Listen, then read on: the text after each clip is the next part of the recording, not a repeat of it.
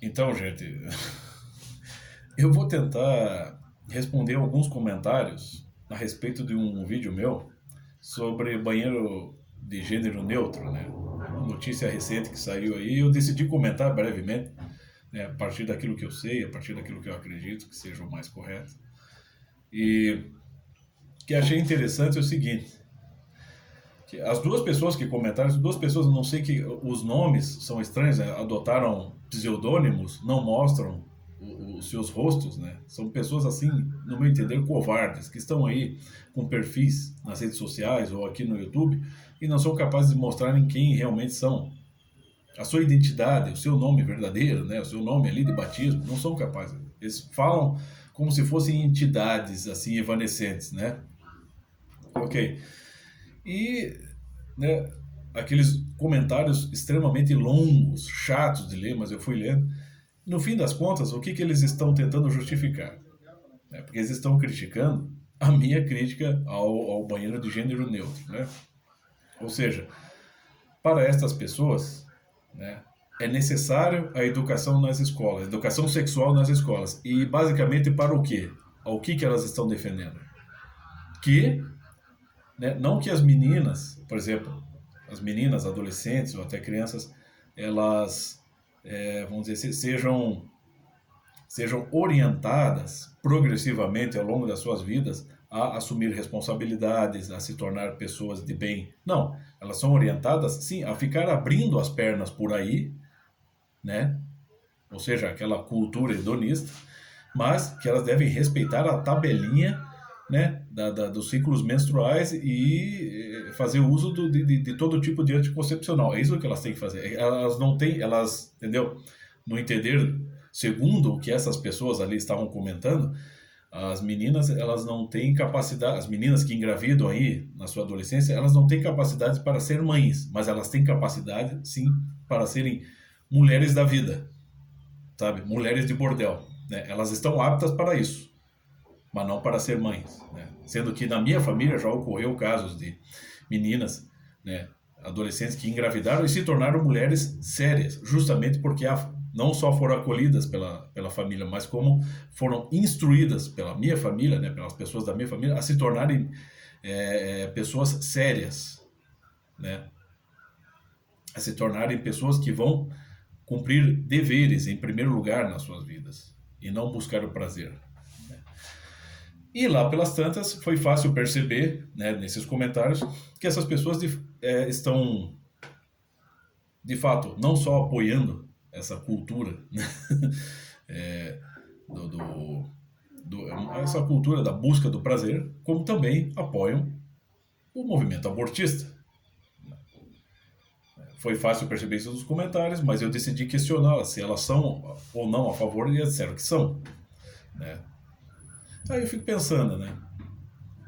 Que tipo de coisa é essa, assim? Que tipo de educação é essa?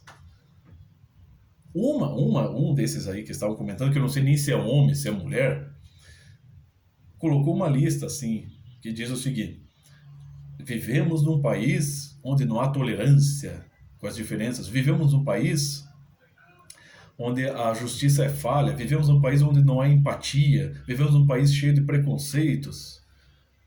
Aí, né, ela está exigindo isso, assim, o preconceito deve ser, os preconceitos devem ser extintos e que deve haver mais empatia. Aí eu pergunto para essa pessoa: que empatia tem uma mãe que decide abortar, né, o fruto do seu ventre?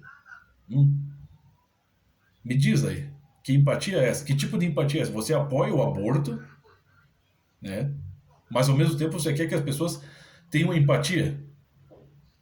Qual que era a empatia, por exemplo, de um, sei lá, de um algoz nazista, quando enfiava aquele monte de gente nas câmaras de gás e lá, né, naquele funilzinho no teto da câmara, antes de despejar lá os Zyklon-B para eliminar as pessoas como barata, qual que era a empatia que esse cara tinha, né?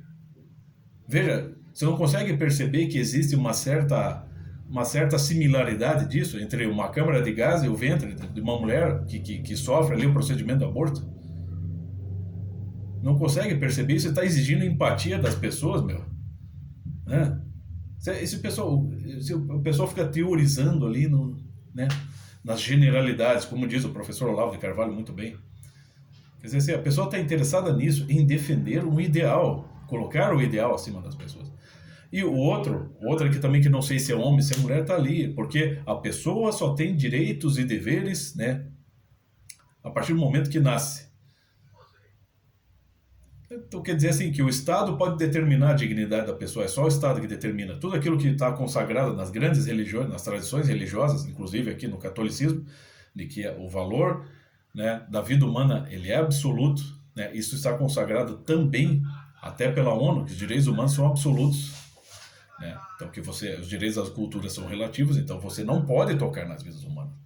Não, mas segundo essas pessoas, é o Estado que vai determinar a dignidade da pessoa antes dela nascer, ou seja, antes dela se tornar um registro social, né? Antes dela, enquanto ela não tiver uma identidade social, tipo uma carteira de identidade, né? Um RG, um CPF, um SIC, ela não existe, ela não tem dignidade nenhuma. Para essas pessoas é assim. Como disse o grande Heitor de Paola, né? Que além de grande estudioso, é um médico, ele fala, não, a vida não começa, ela flui, né? Então, mas para essas pessoas é só a partir do momento que a criança nasce e que é registrado lá, que é lavrado ali o registro de nascimento, é a partir daquele momento que ela existe, né? O que aparece lá no ultrassom não interessa, né? Não é nada, aquilo é só sei lá, uma massa de carne, né, pulsante, é isso? Sem identidade, sem personalidade, não existe futuro para aquilo. Mas será que essa pessoa não percebe que antes de né, toda a história de um ser humano, desde o seu nascimento até a sua morte, pressupõe que ele estava antes, que pressupõe um ventre, pressupõe uma formação ali, a formação do feto, pressupõe a união do espermatozoide com um óvulo, né? Que todo esse processo faz parte da existência, é um processo ontológico, né? Que não tem como a pessoa ter uma identidade social sem que ela tenha passado pelo ventre de uma mulher, né? Então quer dizer que agora são as mulheres e o Estado quem vão decidir quem deve nascer e quem não deve nascer, é isso? É? É a filosofia do meu corpo e minhas regras. É essa que vai agora definir, que vai decidir sobre o destino da humanidade. Quem vai nascer e quem não vai nascer. E você não percebe nenhum parentesco desse discurso com o nazismo ou com o movimento comunista, seja na União Soviética, seja na China maoísta, seja em Cuba, seja na Albânia. Você não percebe isso. O Estado, a formação de estados totalitários, ateístas, que tomam, vamos dizer, o papel de deuses e que começam, então, a determinar o curso da humanidade e que começam a eliminar pessoas, né, conforme o seu critério, conforme a sua arbitrariedade, né, e que isso, ao longo do tempo, se espalhou, vamos dizer, na forma de como explica muito bem o professor Olavo de Carvalho, na forma de uma revolução cultural. Isso se espalhou em discursos bastante anestesiantes para a consciência moral, e que agora você tem pessoas que não distinguem um ser humano de um repolho, né? E que acreditam, sim, que o feto no ventre de uma mulher não tem dignidade nenhuma. E ainda querem defender isso como um valor, e ainda querem exigir dos outros a empatia, né? Querem proibir uma mulher de meditar profundamente por exemplo, uma mulher decidida a abortar o fruto do seu ventre, né? Mas ela está ali vacilante. Será que eu devo fazer isso? Será que eu não devo? Não. Eles querem proibir a pessoa de ter essa meditação, de ter essa dúvida. Ela não pode ter essa dúvida.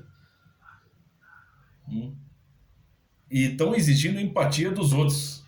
Então, vocês são um bando de retardados, vocês são um bando de gente louca, tá? É isso que vocês são. E aqui no meu canal, o meu canal não é nada no YouTube, eu sempre digo, não estou aqui buscando dinheiro, não sou youtuber aqui vivendo, né, disso. Eu apenas deixo o meu recado. né? Então, é um canal pequeno, mas é democrático. Pode falar à vontade, diga à vontade o que você quer. Só não pense que eu não vou reagir a essa coleção de puerilidades que vocês estão colocando aqui. Porque eu não acredito nisso, eu acredito na dignidade do ser humano, eu acredito. Por exemplo, se amanhã, cara, você pode, sei lá, eu me oponho ao governo PT, se amanhã o Lula estiver hospitalizado, estiver próximo da morte, eu vou também desejar o bem dele. Também vou. Eu creio em Deus, vou rezar para Deus para que ele fique curado e para que ele use o tempo que lhe resta de vida para pensar nas cagadas que fez, nos crimes que cometeu. Mas jamais vou desejar que a pessoa sofra à toa. Jamais vou desejar, né, o mal para uma pessoa ou desejar para ela, seguindo, né, o sábio mote que está nos evangelhos, né, não desejar aos outros o que você não deseja para você. Isso é uma questão de uma colocação perfeitamente justa. Está na religião, está nas filosofias. Mas será que agora é a ideologia hedonista e a cultura de morte que vai ditar aí o curso da humanidade? Isso é para vocês, para esse grupelho de vocês. Né? Mas é a velha história, os cães ladram, a caravana não para. Vocês, um bando né, de inconsequentes, de irresponsáveis, bando de malucos, vocês vão continuar latindo aí a partir desse universinho de camisa de força de vocês. Né? Mas as pessoas de bem, as pessoas que se responsabilizam pelos seus atos e que estão, né, formando famílias e que estão se responsabilizando pelos seus filhos, né, e que estão, né, interessados, sim, em promover um bem, não para a humanidade, porque essa generalização não funciona, mas promovendo um bem para si e para os seus, e é isso que vai, né, expandindo, né, um amor legítimo, esses não param, esses vão continuar até o fim.